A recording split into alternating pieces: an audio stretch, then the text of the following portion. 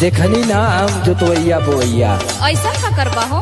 अरे हम मटखन्ना का बुलबुल यादव भैया हुआ ना, हाँ हाँ। उनके बाबूजी से सूदे पे पैसा लेके आली। वो का करे बता? पूरा झोंक दे वही में मार खेत में बाल धान धान हुई। अले सुन सुनावा। जौवन खेतवा परती नदिया पार, ए भौजी हाँ हो। जौवन खेतवा परती नदिया पार पवाल रे भौजी अभिया पार।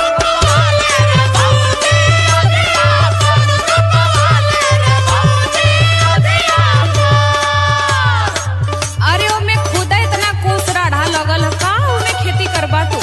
अरे राम परवेश का नया ट्रैक्टर आल है, ऐसा जोतवाई भौजन कवन बेटर है।